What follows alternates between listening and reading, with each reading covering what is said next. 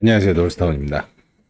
음, 자, 저번 영상에서 여기까지 분석을 했죠. 여기까지 분석을 하고, 어, 여기였나? 이전이었나? 요쯤? 몇 분 봉이었는지 기억이 안 나네. 요쯤까지 분석을 했습니다. 분석을 했을 때 관점이 뭐였냐면, 우선 여기서 한 파동 더 빠질 것 같다. 한 파동 더 빠질 것 같다라는 관점이 있었고, 그 한 파동이 빠지는 모양이 일단 이 파동 이렇게 ABC를 만들어준 파동이잖아. 그죠? 이 ABC 만들어준 파동이었고, 이게 만약에 상승을 한다고 하더라도 두 곳의 저항이 막힌다. 첫 번째 저항은 여기였죠. 그 다음에 두 번째 저항은 여기였다. 자, 이거를 왜 이렇게 판단을 했냐면, 한 시간 봉으로 봤을 때, 우선은 여기 저항대가 두 개가 있었다고 얘기를 했었죠. 62평의 저항이 하나 있고, 그 다음에, A 파동의 바닥자리에 저항이 하나가 있다. 근데 솔직히 이 저항은 큰 저항은 아니었어. 굉장히 단기 저항이라고 얘기했죠. 단기 저항이라고 얘기했던 이유는 거래량이 없는 바닥골이었기 때문에 이 꼬리는 뭐 단기로밖에 작용을 안 하고 강한 저항대는 여기서 나올 거다라고 얘기를 했습니다. 그래서 어쨌든 저는 이제 숏 관점을 계속 유지를 했고요. 유지를 하고 여전히 유지하고 있습니다. 유지를 하고 있어요. 자, 그리고 요 이제 파동을 좀 이제 전체적으로 한번 봐봅시다. 자, 이렇게 날봉으로 보면 파동이 이제 이렇게 보이는 경향도 있을 수 있을 것 같아. 자, 어떤 경향이냐면 이제 두 가지인데 여기가 이제 임펄스가 이렇게 마무리돼서 이렇게 뭐 ABC 파동이 나오는 이러면 이제 이쁜 쓰릿한 모양이 되겠죠. 이런 관점이 하나 있고 그다음에 두 번째 소파동 관점에서 요 오파동에 대한 이제 생각이 좀 이렇게 사람들마다 다른 것 같아요. 이 오파동에 관련된 생각이 저는 만약에 얘를 오파동으로 본다면 오파동의 마무리는 이렇게만 봐야 될 것 같아요. 이렇게만 그래야 3파동의 거래량과 이제 5파동의 거래량이 좀 이렇게 맞아 보이는 그런 모습인 것 같고, 여기를 5파동으로 좀 보려고 했었는데, 5파동으로 보기는 힘들 것 같다. 그래서 여기를 이제 어떤 식으로 좀 해석을 했냐면, 지금은 약간, 이런 불규칙의 확률이 좀 있지 않을까라고 생각을 합니다. 이런 불규칙의 확률이 좀 있고, 이 불규칙이 만약에 이 상태로 끝나버린다면, 이 상태로 끝날 리는 없겠죠? 한데 만약에 이 상태로 끝나버린다면 지금 자리가 뭐랄까 이제 약간 공통 구간이거든요. 비파의 반등 자리라든지 비파의 반등 자리 혹은 or 혹은 이렇게 ABC를 마무리하는 파동일 수 있다. 그래서 요쯤에서 한번 영상을 찍어야 될 것 같았어요. 생각이. 근데 만약에 이건 거야. 얘가 만약에 B파로 해석이다. 그러면은 약간 이런 느낌으로 이제 파동의 마무리를 지어주겠죠. 그래서 우리가 예상했던 반등 라인까지는 오겠다. 우리가 예상했던 반등 라인. 여기가 또 224일선이 있는 위치죠. 이 위치로 올라가면 저쯤 되면 아마 요 121선이 이렇게 올라오는 모습을 보일 겁니다. 이런 식으로. 그래서 얘도 이렇게 61선도 이렇게 꺾였다가 한번 이렇게 올라가주는 이런 모습을 좀 기대를 하고 있어요. 자, 그래서 그런 관점이 있어요. 여기 이제 임펄스가 그런 식으로 끝났다. 그래서 임펄스 1파 끝나고 2파. 요 2파의 조정은 우리가 이제 상승을 견인했던 자리 여기 있죠. 이거는 지난 영상에서부터 계속 강조했던 요 자리. 요 자리를 만약에 이탈하게 된다 그러면 이게 그게 아니었던 거야. 임펄스가 아니었던 거야. 이런 식으로 기준점을 좀 정해놔야 될 것 같아요. 그래야 좀 안전한 매매가 되고, 솔직히 여기까지 내려갈 것 같진 않고, 이 자리하고 이 자리에서 반등이 나올 것 같아요. 이 자리에서 반등이 나올 것 같고, 자, 그럼 또 다른 관점이 뭐가 있냐? 뭐가 있냐는, 이게 ABC로 끝나는 관점이 하나가 또 있습니다. 약간 이런 느낌으로, 이렇게 ABC 하나 나오고, 이렇게 ABC가 하나 나왔다. 그래서 이렇게 여기도 이렇게 마무리가 된 그 느낌이 있고, 만약에 얘가 마무리가 안 됐다. 그리고 지금 이 자리에서 반등이 있다. 라고 했을 때는 자, 요 파동도 충분히 생각해 볼 수 있는 파동입니다. 요 정도. 요 정도. 그래서 얘가 이제 초반에 상승했을 때 가장 올 수 있는 자리를 정했을 때 저는 여기 정도의 저항을 생각을 했어요. 그래서 한 요 정도 오르지 않을까. 요 정도 오르고 다시 뭐 이제 저점을 갱신하는, 만약에 이게 ABC였다면 이런 시나리오가 남아 있겠죠. 이렇게 좀 큰 그림을 봤습니다. 자, 그리고 이게 이제 그런 우리가 요즘 이제 공부하고 뭐 이럴 때 막 이것저것 공부해서 막 사용을 하잖아요. 사용하잖아. 요즘 알레르기 때문에 고생을 해. 코로나 이후로 이상한 비염 알레르기가 생겼어. 나 무슨 얘기했지? 자, 무슨 얘기했지?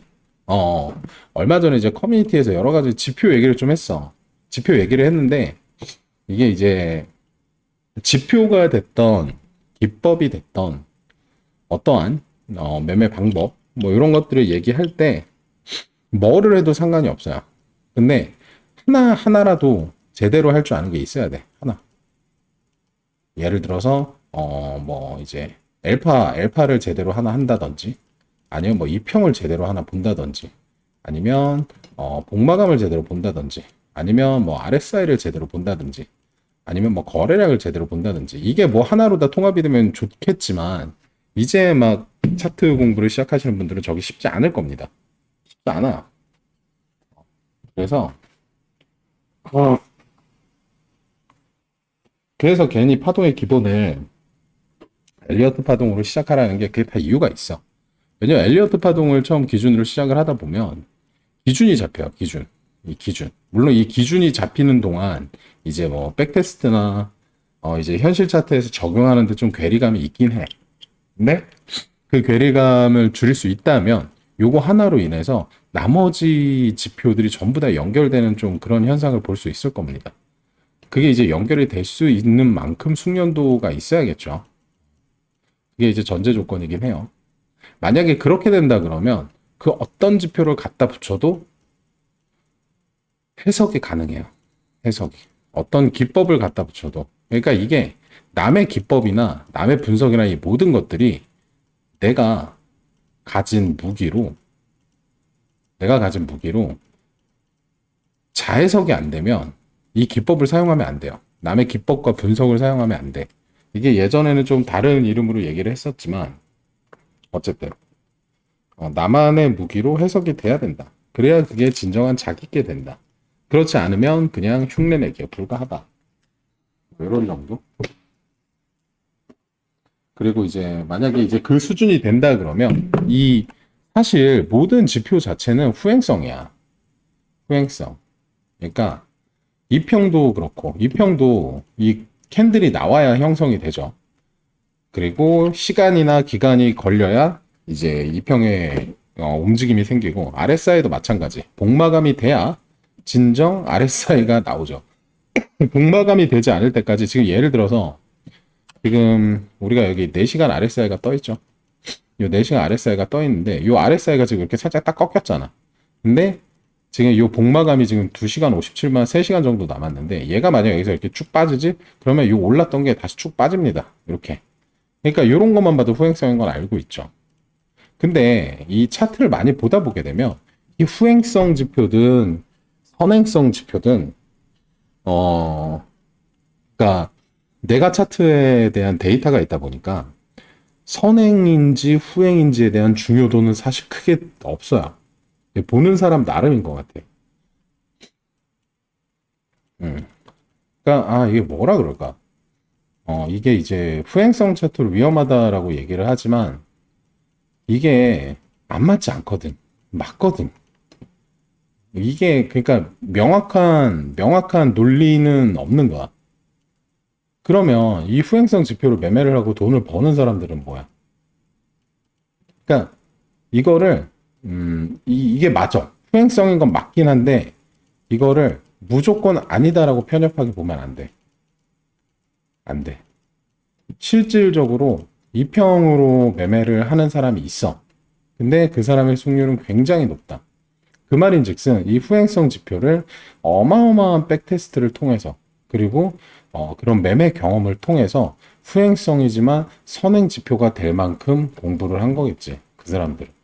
그런 사람들한테 가서 너 이거 후행 지표니까 쓰면 안 돼라고 한다면 좀 위험한 발언일 수 있고 이게 초보자들한테는 맞는 말이야. 그러니까 아직 전반적으로 차트를 볼 줄 모르는 사람들이 괜히 뭐 누가 2평 본다 그래서 2평 가져와서 분석을 하고 뭐 복마감 가져와서 분석을 하고 그거는 굉장히 잘못된 거. 하지만 이 사람들의 포텐셜까지 그러니까 잠재력까지 억제할 필요는 없다. 뭐 그 사람들이 뭐 지금은 잘 못 보지만 나중에 더 잘 보는 사람이 돼서 저 후행 지표를 선행 지표처럼 쓰는 경우도 생길 수 있으니까. 그래서 자기의 그 잠재력은 증명을 해야 값어치가 되기 때문에 열심히 공부를 해서 증명을 해 보시기 바랍니다. 자, 어쨌든 그리고 지금 이제 여기서 이제 단기 반등을 보고 있긴 한데 좀 부정적인 견해는 뭐냐면 아시아 또 이평 얘기하네. 따라하지 마라이. 자, 일단은 이평들이 지금 다 꺾여 있어. 그러니까 마지막으로 이제 데크가 나야 되는 요 121선이 이제 처음에는 하향으로 돌아오지 않다가 여기서 이제 가격 조정을 한번 하면서 하향으로 돌아섰죠. 돌아서면서 이제 완벽한 정배열을 역배열을 만들 거야. 완벽한 역배열. 완벽한 역배열이란 이 121선 이렇게 내려와야겠죠. 얘가 올라가고 얘가 이렇게 밑에 깔리고 그래서 이렇게 다시 한번 정배열이 되는 모습을 보여야 차트가 올라간다. 하지만 아직은 역배죠. 역배가 하나 껴있죠. 아, 맞나? 나 그때 역배 정배도 반대로 얘기했던 것 같은데. 알아서 잘 들으십시오. 그러니까 요 낮은 이평 애들이 바닥에 깔려야 돼. 높은 이평 애들이 바닥에 깔리면 안 돼. 낮은 이평 애들이 바닥에 깔려야 다시 한번 차트가 상승할 수 있는 이제 힘이 생긴다. 지금 여기 녹색 선이 61선인데 쓱 보면 이제 어느 정도 가닥이 보이죠. 요거 좀 생각하면 돼요. 지금 이거 4시간 봉이에요. 4시간 봉이 한 이 자리까지는 그렇게 무겁지 않았어. 이거 이렇게 무겁지 않아서 반등을 좀 주고 갈라나 라고 생각을 했어요. 왜냐면 예상했던 파동이 이거였거든. 그래서 반등 조금 줄 줄 알았는데 단기 저항 자리도 오지 않았죠. 그래서 결과적으로 하락한 모습이었고. 자, 그렇다면 지금 차트는 이제 좀 어떻게 해석을 해야 될까? 자, 여기를 또 한번 카운팅 해봅시다. 자, 지금 보면 ABC가 위로 하나 이쁘게 나왔죠. 이렇게. 어떻게 보면 요 ABC가 나오고 난 후에 이때 무슨 뭐 또 연설문인가 뭐 그랬을 거야. 또 요런 파동이 나왔어. 또 X파동. 이거 너무 어디서 많이 본 것 같지 않니? 어디서 너무 많이 본 것 같지 않아? 그래서 차트 어쩜 이렇게 똑같이 만드냐. 역겹다 막 그랬거든. 그리고 여기 약간 이제 수렴의 형태도 좀 기대를 했었는데 결과적으로 수렴은 나오지 않았고 이렇게 ABC 나오고 난 다음에 요게 나왔을 때 생각해야 돼. 이게 X일까? 혹은 추세 파동일까? 어떠한 거에 시작의 A일까? 어떠한 시작의 A 파동일까? 요거를 생각해야 됩니다.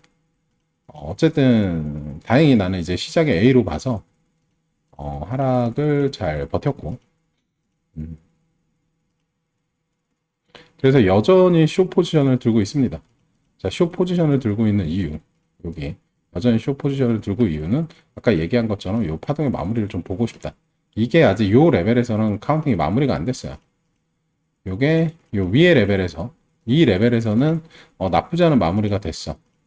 나쁘지 않은 마무리가 됐는데 아직 요 파동과 그러니까 요렇게 볼 수 있는 파동과 이게 뭐 요렇게까지 보겠죠. 요렇게 볼 파동 안에 소파동에 대한 이제 이야기인데 요거만 보면 파동의 마무리라고 볼 수 있지만 아직 우리에게 요 파동이 남았다.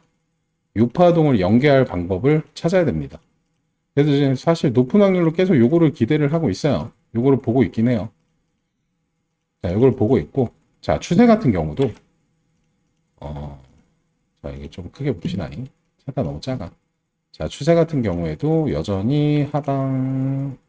자, 이거 추세 저번에 얘기했죠? 자, 이렇게 됐던 추세가 자, 이렇게 확장이 됐다. 이렇게 확장이 됐다. 확장이 된 이유는 여기 저점을 이 파동이 깨면서 저점이 확장이 됐고 지금 같은 경우 그러니까 여기서 왜 이제 영상을 찍으려고 했냐면, 여기서 만약 반등이 나온다면, 지금, 여기 라인을 터치할 수도 있습니다. 근데 요 라인을 터치한다는 의미가, 뭐랄까, 파동이, 만약에 저쪽 라인을 넘는, 그러니까 한마디로, 여기 매물대를 소화하는 첫 상승이 나오는 자리예요. 만약에 여기를, 간다면. 그죠? 이게 무슨 의미냐면, 자, 어찌됐건 마무리된 카운트 이후에 ABC가 하나 나왔어요, 지금. 여기 ABC 하나 나왔죠, 이렇게. 이렇게. 그리고 여기 소파동을 했을 때, 솔직히 저기가 이제 단기 반등 자리로 나쁘진 않았습니다. 왜냐면, 얘가 어떠한 추세 파동이고, A, B라면, 그죠? 여기 X파로 생각했던 파동이 A파였다면, 지금 여기 나왔던 파동, 자, 요 파동을 좀, 이거 15분으로 볼까? 여기 하락파동. 여기 하락파동에서 되게 이쁜 ABCD가 나왔거든요. 미안. 요렇게 해야 돼. 이거 알아야 돼. 요거를 A파로 놓은 거야. 요거를 A파로. 그 다음에 요 어떠한 상승, ABC, ABC, ABC. 얘를 B파로 놓은 겁니다. 자, 그러면 C파가 여기 시작이겠죠? 최고 고점에서. 그지? 여기 고점이 낮으니까, 여기보다. 자, 그럼 여기서 나온 파동은 A, B, C, D, 이 파동으로 내려왔단 말이야. 그래서 여기 롱타겟을 하긴 했는데 나는 여기서 저항 맞을 줄 알았거든. 여기서 저항 맞고 자를 것 같아서 그냥 짤롱 먹고 나왔습니다. 짤롱 먹고 나와서 여기까지는 솔직히 기대를 안 했었는데 꽤 올랐어. 그리고 어차피 이 캔들이 나왔을 때 거래량이 엄청나게 터졌죠. 여기 빨간 거래량이 엄청 터졌기 때문에 와, 여기서 반등을 한번 줄 수도 있겠다라고 생각을 했지만 결과적으로 차트는 다시 한번 빠졌다. 거래량이 계속 줄고 있어서. 근데 이제 예전에도 영상에서 몇 번 이제 강조를 했지만 이 평균 거래량이라는 게 있어. 자, 요 정도. 이게 지금 다 요 평균 거래량의 레벨이죠.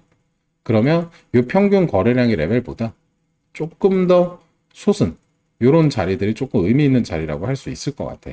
요것도 마찬가지고 그 다음에 지금 나오고 있는 파동도 마찬가지고. 자, 요걸 기준점으로 좀 차트를 봐야 됩니다. 자, 그 말인즉슨 뭐냐? 자, 우선 장기는 아니더라도 단기로라도 봐야 될 거 아니야.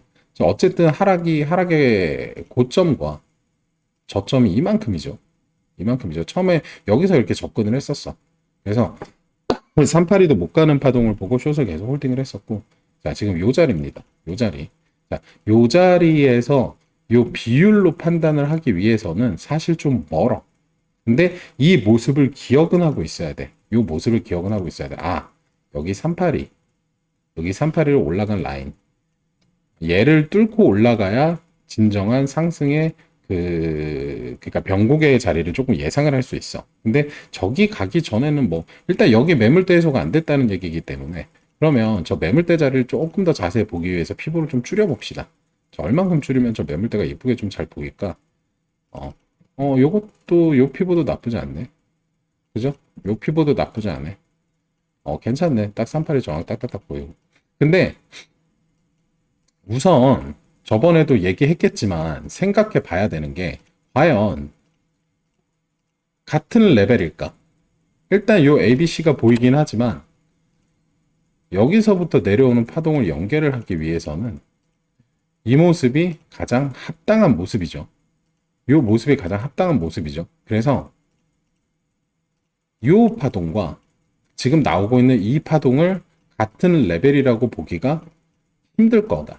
지금은 같은 레벨로. 왜냐면 얘가 어느 정도 무슨 어떠한 파동의 레벨을 한번 보여주면 그때 마무리를 보여주면 그때 이렇게 같은 레벨이 될 수 있겠지만 현재 지금은 요 파동과 요 파동을 같은 레벨로 볼 수 없다가 결론입니다. 그러니까 이게 한마디로 요게 성립이 안 될 수 있다는 얘기야. 이해가 되겠지? 자, 요렇게 성립이 되고 요렇게 성립이 돼야 같은 레벨로 볼 수 있는데 지금 현재 가운데 이렇게 뭉뚱거리고 이렇게 모나전 카운팅을 해버린다면 레벨 다른 카운팅을 서로 보고 있을 수 있다. 자, 그래요. 자, 그러면 이렇게 갑자기 말이 옆으로 빠졌는데 자, 요렇게 레벨이 다른 카운팅을 봐야 되잖아. 그죠? 요렇게 레벨이 다른 카운팅 또한 요 파동과 요 파동의 레벨도 다를 수 있다. 지금. 그러니까 점점점 꽈지지, 머리 아프지, 지진 나지. 자, 그 이유는 뭐냐면, 자, 여기서도 이렇게 이쁜 ABC가 만들어졌잖아. 그쵸? 그러고 나서 이 차트가 요 고점을 넘기기 전까지 넘겼다면 뭔가 어떠한 확실한 뭐 레벨에 대한 판단이 될 텐데 그게 안 되고 재차 하락을 했죠. 재차 하락을 하면서 어떻게 했어? 여기서도 ABC를 하나 이렇게 여기에 뭐 X파인지 뭔지 모르지만 이거 포함해서 이렇게 ABC 파동을 하나 만들었다. 그러면 지금 당장 요 파동에 대한 판단을 하기 위해서는 피보를 우선적으로는 이렇게 접근을 해야 돼. 자, 이렇게 접근을 해야 됩니다. 자, 이렇게 접근을 했을 때 아까도 내가 커뮤니티에서 여기 뭐 누가 맞아, 이것도 얘기해주고 가자. 자, 잠깐만, 어디였니? 이거였나? 여기인 것 같아. 여긴 것 같아. 자, 여기 카운팅을 이상하게 했어. 이렇게 했나, 카운팅을? 이렇게 했던 것 같은데? 그리고 또 여기를, 자, 뭐 또 이렇게 카운팅을 하고. 자, 이런 식으로 카운팅하면 문제가 뭐냐면, 파동에 대한 레벨 구분이 안 된다. 이게 무슨 카운팅이야? 그냥 고점과 저점을 다 엮는 카운팅밖에 안 되잖아. 그지? 자, 그리고 이제 여기였던 것 같아. 여기 반등에 대한 얘기를 했을 때, 자, 지금 요 라인 있죠? 여기 꼬리. 자, 여기가 강력한 지지대래. 여기가 강력한 지지대래. 나는 이 얘기를 듣고 깜짝 놀랐다. 여기는 매물대가 없는 자리야. 이거를 5분봉으로 쪼개본다고 해도 여기에 형성된 매물대가 강하다고 말할 수 없는 자리야. 이제 시작된 자리에서 여기서 지지를 논한다는 거는 지지 저항에 대한 잘못된 이해를 하고 있다.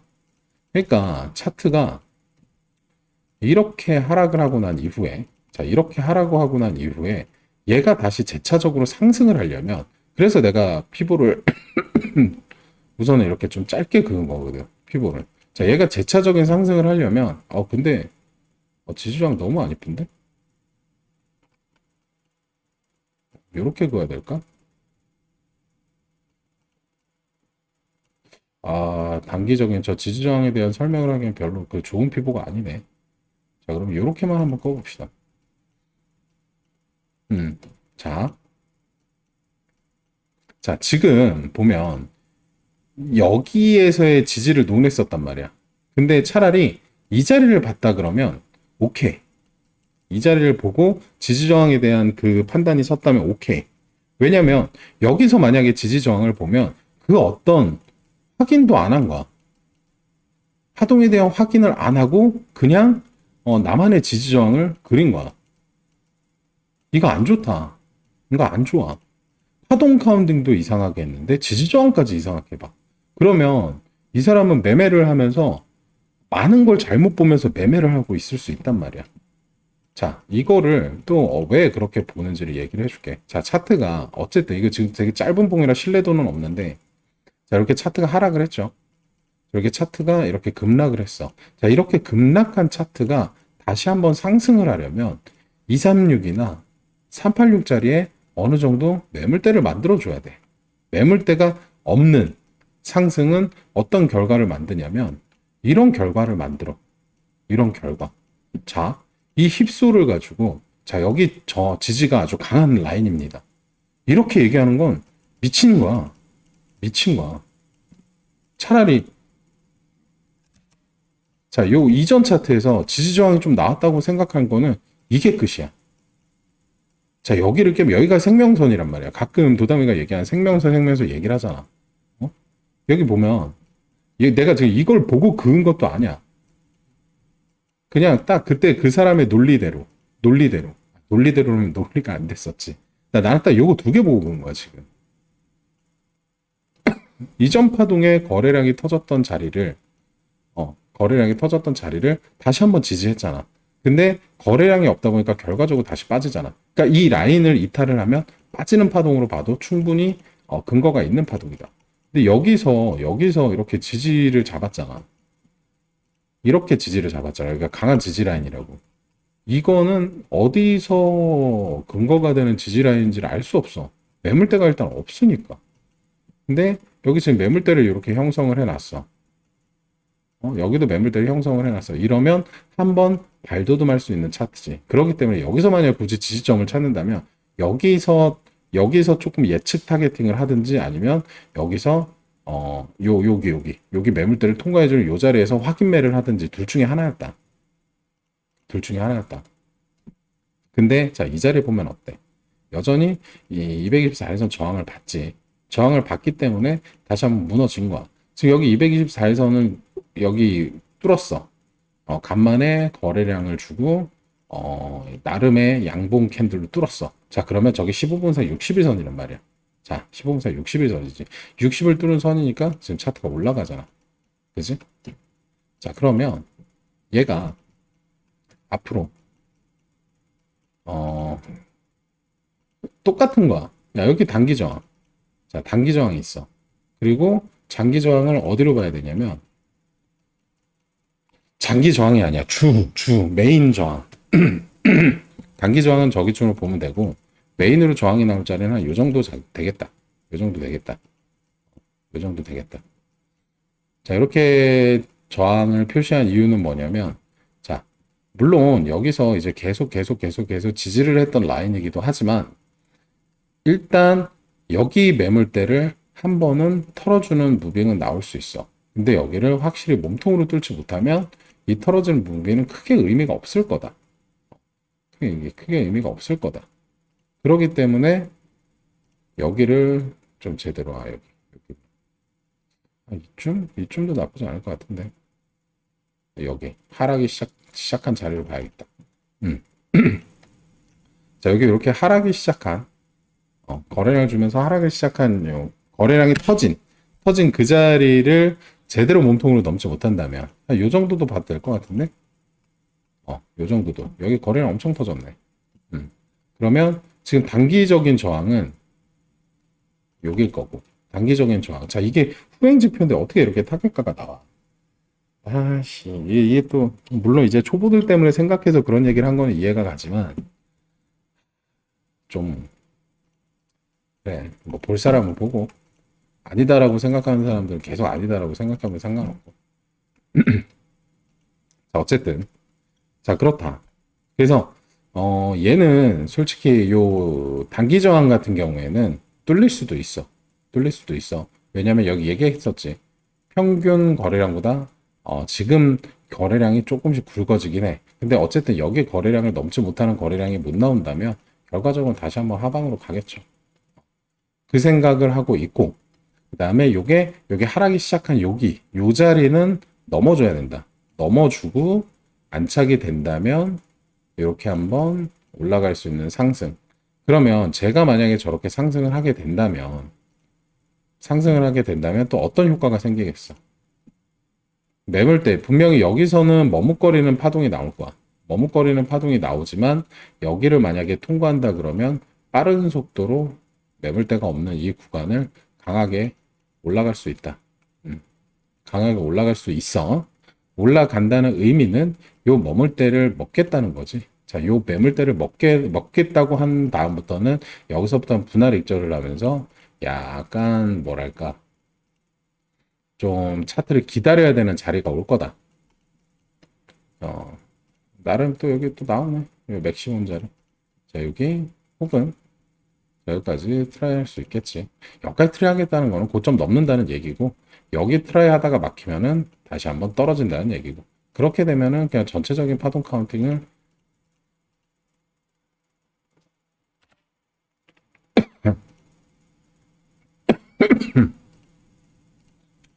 그때는 카운팅을 이렇게 하겠지.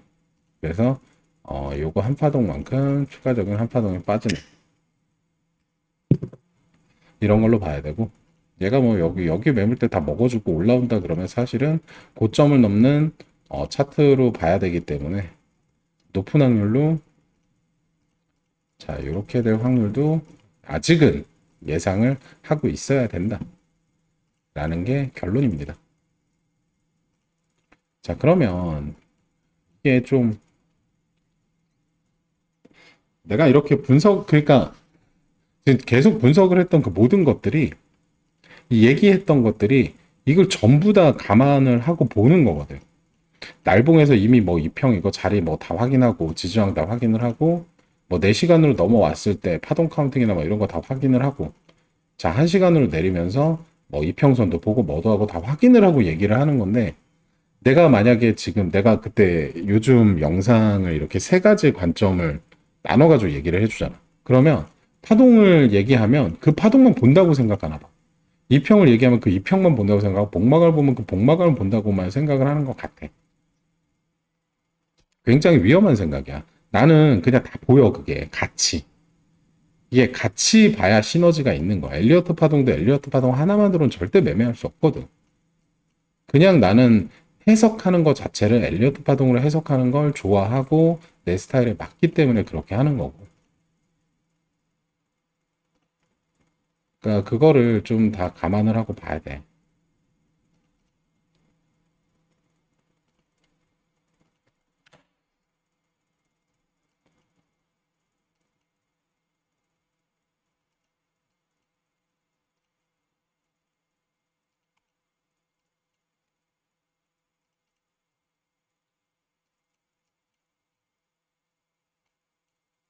여기가 최후의 저항선이 되겠다. 최후의 지지가 되겠다. 여기를 깨면 높은 확률로 차트는 그냥 빠지겠네. 위로는 얘기했죠. 단기 맞나? 내가 이거 본 거 맞나? 이게 단기였어? 단기 너무 아닌데? 아 저게 뭐라 그랬니? 저게 아닌데? 아 내가 지금 좀 차트도 이러니까 내가 자꾸 차트를 작게 보는 걸 별로 안 좋아해. 헷갈려 보다 보면. 자 일단은 여기가 단기 저항 나올 거고 이제 좀 의미가 있는 저항은 뭐 요쯤 하락을 견인한 아 여기 늦겠다. 요쯤 봐야겠다. 그러니까 요 파동을 고점을 갱신하는 걸 잘 봐야 될 것 같아. 요거를 고점을 갱신하고 안착하면 어 반등이 나올 수 있다. 라고 확정을 짓고 여기서는 추격으로 롱을 타도 될 것 같아. 추격으로 롱을 타면 되는 이유가 뭐냐면 요거 때문이야. 그리고 여기 어디 맞겠지. 그러면 저기가 또 공교롭게도 뭐 얼추 또 618 자리가 되겠지. 맞지? 딱 618 자리 딱 맞잖아. 얼추 비슷하잖아. 그러니까 이거를 굳이 피보를 안 그어도 볼 정도로 차트를 많이 봐야 돼. 차트를 많이 봐야 되고 그 차트에 대한 해석을 계속 해봐야 돼. 스스로. 그게 맞든 틀리든. 아무도 지금 당신들이 보는 그 차트에 그 흥미가 없단 말이야. 왜? 답을 못 내려주니까. 답이 없는 차트에서 자꾸 이제 답을 바라는 사람들이 많다 보니까 어떠한 답을 내줘야 되는데 답을 못 내주니까 사람들이 흥미를 못 느껴. 내 영상도 비슷할 것 같아. 이게 답이 아니라 그 이 풀인데 이 풀이 과정을 쭉 설명을 해야 돼. 이 풀이 과정이 없이 답만 설명을 하면 답은 뭐가 문제냐면 대응을 못 해. 대응이 안 돼. 근데 풀이 과정을 설명을 해주는 이유는 대응하라고. 왜냐면 지금 이 차트가 만약에 막 이렇게 오를 수도 있잖아. 그지? 근데 지금 추세는 하방이었잖아. 이런 거를 어떻게 대응하라고 답만 주면 어떻게 대응을 해? 그러니까 풀이 과정을 계속 주는 거야. 그리고 그러니까 이런 근거를 제시할 때는 기준에 맞춰서 내가 알고 있는 뭐 엘리어트 파동이든 뭐가 되든 뭔가 기준이 하나 있을 거 아니야. 그 기준에 맞춰서 얘도 맞아야 되고, 뭐 봉에 관련된 것도 맞아야 되고, 뭐 이평에 관련된 것도 맞아야 되고, 거래량에 이게 다 맞아야 돼. 이 기준을 이용해서 얘도 같은 방향의 해석을 해줘야 된단 말이야. 그러니까 내가 그렇게 좀 나눠서 분석을 했던 이유는 요렇게 하라고. 요렇게 하면 불확실성에 대한 게 많이 올라가잖아. 확실성으로. 그래서 그런 걸 하라고 했었던 거고. 여기 파동에 대한 해석은 다 됐지. 그때 여기 파동 해석 다 했었으니까. 여기는 그냥 단기적 반등, 요 파동에, 이 파동에 단기적 반등이 나왔다. 그러고 나서 새로운 파동이 나왔어. 새로운 파동이 나왔다는 확정은 저점을 갱신했을 때 여기에 그 어떠한 새로운 파동일 수 있다. 이게 A, B, C가 됐던 뭐가 됐던 이렇게 한 파동이 더 나온다면 이거와 이거가 그때는 같은 레벨이 될 수 있고 또한 이 파동과 이 파동이 같은 레벨이 돼서 파동의 카운팅의 마무리가 될 수 있는 마무리가 되면 이제 또 이제 변곡이 생기면서 그 변곡이 어떤 식으로 생성되느냐에 따라서 이 전체적인 뭐 요렇게 파동이 마무리가 됐던 아니면 그냥 뭐 이렇게 올라가서 요 상승 파동이 마무리가 됐던 해서 이런 식으로 연결을 하면 돼. 요거를 좀 작게 디테일하게 얘기를 해줘야 사람들이 좀 좋아할 텐데 저번에 했던 것처럼 여기하고 근데 너무 똑같아. 횡보가 조금 더 여기는 좀 이렇게 그래도 추세가 나왔지. 왜냐면 아직은 기대감이 있는 거야. 하락이 그렇게 깊지 않으니까. 근데 만약에 이렇게 하락이 깊어졌잖아. 이렇게 하락이 깊어지고 나서부터는 기대감이 떨어져. 자, 파도 차트가 옆으로 가지. 이 기대감이 떨어지고 확실한 조정의 장세라는 증거가 될 수도 있고. 자, 그럼 여기 너무 빨랐나? 나는 솔직히 이걸 좀 알았으면 좋겠어. 자, 이렇게 ABC 나오면 레벨을 구분하는 방법이야. 이 고점을 돌파하기 전까지 결과적으로 이 파동의 조정일 뿐인 거야. 그럼 요렇게 요 파동과 요 파동은 한 레벨이지. 그지? 그러면 요 파동은 다른 레벨의 시작이다. 이런 거를 좀 알았으면 좋겠어. 이런 걸 알아야 결과적으로 엘리어트 파동 카운팅을 할 줄 안다. 거기다가 플러스 무조건 거래량이 포함이 되는 카운팅을 해야 된다. 요런 거. 여기도 10파 9점 딱 나오잖아. 그지? 여기 A파 나오고, 여기 10파 9점 나오고. 그러면 ABC. 끝. 심플하지? 여기 같은 경우 뭔가 엑스파의 저항, 엑스파 같이 비슷한 게 나왔지만 엑스파가 비슷한 게 나왔지만 그 이후에 거래량이 쭉 빠지고 있는 모습. 그지? 그러면 얘가 그러면 요거를 A파로 보고 요거보다 큰 거래량이 나오면 어딘가에 C파를 볼 수 있겠다. 자, 여기 C파 나왔잖아. 그래서 이렇게 ABC인 거잖아. 이렇게 카운팅 끝. 자, 근데 엘리어트 파동 내에서 이런 식으로 ABC 하나 나오고 끝나지 않지. 그지?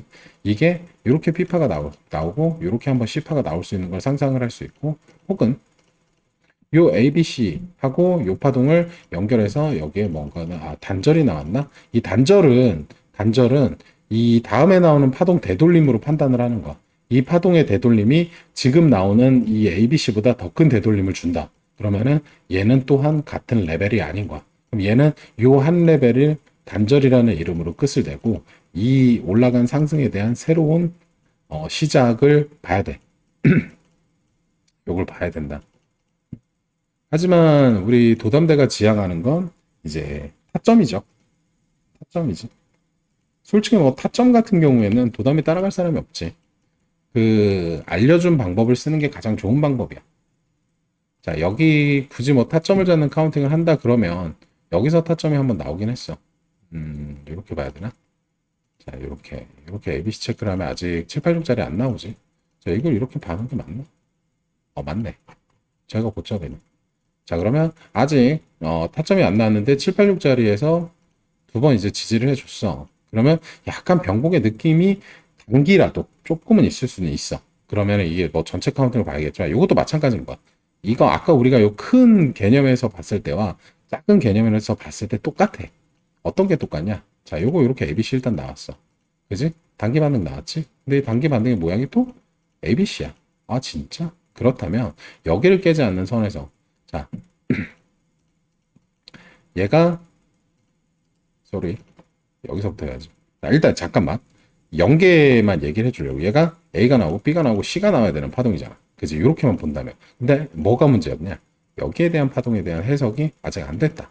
그지? 여기에 대한 해석도 요 C파가 나오려면 저점을 갱신했어야 되는데 B파의 고점을 뚫었다? 그 말인즉슨 뭐야? 둘 중에 하나지. 이렇게 A가 B가 진행이 되고 있는 거지. 요 B가 어디까지 갈지는 봉을 조금 키워서 타겟가를 보면 된다. 아까 얘기했던 타겟가가 쭉 그거야. 자, 그러면 만약에 이게 아니라면 이 파동은 자, 요 파동은 자, 요렇게 ABC로 마무리가 된 거야. 이렇게 하나 ABC 마무리되고, 그 다음에 somehow. 자, 이렇게 마무리 안 될 것 같은데? 이거는 이렇게 보면 안 되겠다. 잠깐만. 자, 이렇게 일단 파동 카운팅 하나 나왔다고 치고, 그 다음에 얘는 어찌됐건 저거하고 비례가 될 만한 이런 ABC 파동이 하나가 더 나와야겠네. 요게 하나 더 나와야겠다. 안 그러면 파동 마무리가 안 되네. 아니면 단절로만 볼 수밖에 없을 것 같아. 근데 높은 확률로 요게 나오겠죠. 그죠? 자, 요게 나오겠고.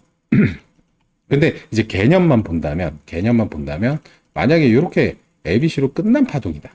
끝난 파동이라고 하면, 이제 더 이상 이 파동과 이 파동은 같은 레벨이 될 수 없는 거야. 서로 레벨이 다른 거야. 그래서 카운팅 했을 때 요 연계 개념을 정말 잘 알아야 돼. 이게 연계 개념 플러스 사이클에 대한 개념이고, 이것도 내가 이제 책에 쓰고 있긴 한데, 요거를 참, 이거를 내가 지금은 약간 좀 쉽게 접근하라고 봉으로 접근을 하게 책에는 이제 재해석을 해놓고 있긴 한데, 이게 쓰다 보면은 지금 제일 시간이 오래 잡아먹은 페이지가 이론 페이지야. 이제 엘리어트 파동을 한번 짚고 넘어가야 될 것 같아서 거기에 대한 이론 페이지를 쓰고 있는데 지금 글이 너무 많고 그림이 많이 없어. 그래서 굉장히 지루하고 힘들 수 있을 것 같아서 일단은 쭉 써놓고 난 다음에 지금 이론 파트라 이게 명확해야 되거든. 정말 책에 나와 있는 그대로. 그러니까 나의 재해석을 따로 섹션을 그러니까 약간 주석 달듯이 해놓긴 했는데 이론은 일단 알려진 이론대로 정확히 가야 되잖아. 그것 때문에 지금 모든 책을 다 다시 한번 내가 리뷰를 하면서 틀린 정보가 있는지. 왜냐면 나도 이제 내가 영상 이렇게 찍고 그러니까 모니터링을 한 번씩 하면 그렇게 헛소리를 하더라. 골큰데 막 데크라 그러고, 역밴데 정배라 그러고, 막 121선인데 224일선이라 그러고, 이게 진짜 나이가 들으면 어쩔 수 없나 봐. 그래서 이제 나한테 댓글 달 때, 이제 고마운 거는 아니까 그런 말 하지 말고 몇 분 몇 초에 이거 말이 잘못된 것 같습니다. 좀 이렇게 좀 지적 좀 해줘 봐. 왜냐면 이거 다 박제야. 내 틀린 말을 뭐 아닌 것처럼 얘기하면 되게 쪽팔리거든. 그래서 그런 부분 좀 찍어줬으면 좋겠다. 우리 구독자분들이 그런 거 얘기를. 어차피 책 같은 경우에는 이제 뭐 도담이나 초트나 이렇게 다 같이 검수를 하고 나서 이제, 정식적으로 뭐 판매를 하든 뭐를 하든 그렇게 할 거기 때문에 그거는 일단은 돈 주고 사는 거기 때문에 이렇게 좀 소홀하게 대충대충 할 수 없는 것 때문에 내가 지금 시간이 좀 더 걸릴 것 같아. 그래도 2월 달에는 최대한 3월 달에는 최대한 끝내고 싶은데, 뭐야. 3월 달에는 최대한 끝내고 싶은데 될지 모르겠다. 페이지가 점점 늘어나. 샹롱고 그림까지 다 들어가면 200페이지 넘을 것 같은데. 자, 어쨌든 자, 오늘도 자, 이렇게 이 자리 이건 이젠 좀 사람들도 알 때가 됐는데, 이제 좀 사람들도 알 때가 됐는데 어떻게 해야 차트가 오르고 어떻게 뭐 매물대가 어떻게 형성이 돼야 뭐가 되고 그게 좀 되고 그래야 뭐 지지가 저항이 되고 뭐가 되고 있는데 안타깝다. 열심히 공부해라. 어쩔 수 없다. 오늘 영상 여기까지 찍겠습니다. 다 성투하시고 생각하고 매매하시고 특히 분석 같은 거. 맞아. 나 오늘 그거 얘기하고 싶었어. 일장기남. 와, 씨야. 또라이래. 예. 또 영상이 길어지네. 쓸데없이. 오늘 그 일장기남 뉴스를 봤는데 내가 오늘 그걸 보면서 무슨 생각을 했냐면 그 사람은 그 사람 나름대로 안타까운 거야. 어떤 안타까움이냐면 우리가 일반인들은 이 자기가 발견한 역사적 재발견을 알려주고 싶은 거야. 그러니까 자기가 뭔가를 대단한 뭔가를 발견한 듯한 망상에 휩싸인 거야. 그래서 이 사람의 안타까움을 알아. 왜 저기 나와서 그렇게 어그로를 끌고 나와서 왜 저런 짓을 하는지. 그러니까 자기 망상 속에는 이게 맞는 거야. 맞는 거야. 근데 이거를 이 상식 안에서, 그러니까 사람들이 보통 기본적인 상식의 틀 안에서 통제를 하잖아. 자기 뭐 욕구라든지 이런 걸 통제를 하자, 절제를 하는데 그게 통제가 안 될 만큼 심하게 망상에 휩싸인 거야. 그러기 때문에 일반인들한테 이거를 막 나는 됐는데, 나는 알고 싶지 않은데도 자기의 이 재발견을 막 얘기해주고 싶어 미치는 거지. 근데 이거를 오늘 딱 보면서, 와, 이게 우리가 매매 공부할 때 빠지게 되는 망상과 비슷하더라. 이게 우리가 이제 공부라는 거 하게 되잖아. 그러면 어느 날 백테스트를 하건 뭘 하건, 아니면 운이 좋아서 수익이 났건, 그 망상에 빠지는 단계가 있거든. 내가 알고 있던 그러니까 이론을 재해석하다 보면 뭔가 대단한 발견을 한 듯한 그런 현상이 나오는 경우가 있어. 자기 스스로 그런 그게 이제 분석에 잡아먹힌다고 하는데 나는. 근데 알고 봤더니 이게 같은 건 거야. 그 사람은 그 사람대로 자기의 재해석에서 엄청난 발견을 한 거야. 이걸 발견하고 일반인들한테 알려주고 싶어 미치는 거지. 요구하지도 않았는데. 그러니 막 개별적으로 쪽지 보내고, 이 커뮤니티에서는 뭐 해지하고 앉아있고, 자, 이럴 것 같아. 이런다고 했죠. 막, 이 망상에 빠지는 거야. 근데 공부하는 사람들 이거 진짜 조심해야 되거든. 그러니까 이 선물 시장에서 절대로, 그러니까 굳이 내가 정한 기준은 나는 예를 들어서 내가 어떠한 기법을 만들고 뭐를 했다. 그럼 난 그게 무조건 1억 기준이야. 내가 매매를 통해서 현금으로 1억을 찍잖아. 그러면 그때부터 나는 어, 무조건 이렇게 해라를 할 것 같아. 왜? 근거가 생겼잖아. 강력한 근거. 그러니까 사람들이 동의를 할 수 있는 백그라운드가 생겼잖아. 근데 이걸 하기 전에 이게 맞다 저게 맞다라는 말은 나는 솔직히 못할 것 같아. 이론상으로는 충분히 답변할 수 있어. 왜? 이론을 그만큼 충분히 숙지를 했으니까. 근데 내가 쓰는 그 어떠한 지표나 내가 쓰는 어떠한 그 분석의 이런 방법들 같은 경우에 이게 무조건 맞다는 못할 것 같아. 이 1억이 되지 않을 때까지는. 그러니까 이제 도담이 뭐 이렇게 보고 뭐 따라했니, 어쩌니, 뭐 파동 카운팅 존나 못하니, 뭐 이렇게 얘기를 하지만 걔는 백그라운드가 있잖아. 그러니까 도담이 밑으로는 다 똑같은 새끼들이니까. 이론의 깊이만 다를 뿐. 어쨌든 또 말이 맨날 나는 이래. 영상 끝내기 전에 항상 이래. 그러니까 하고 싶은 말은 뭐였냐면 망상에 빠지지 마라. 공부할 때 절대 망상에 빠지면 안 돼. 당신이 발견했던 그런 것들 있잖아. 주식 역사 몇백 년인데 그걸 아무도 못했겠니? 아무도 몰랐을까? 그 발견을? 막 일본봉에서 막 1200% 수익 내고 이거 몰랐을까? 이게 거짓말인지 이게 일루션인지 이게 환상인지 모를까? 자기 스스로 뭔가를 되게 똑똑한 사람이고 발견을 했다라고 생각하면 안 돼. 그런 사람들은 망상에 빠져.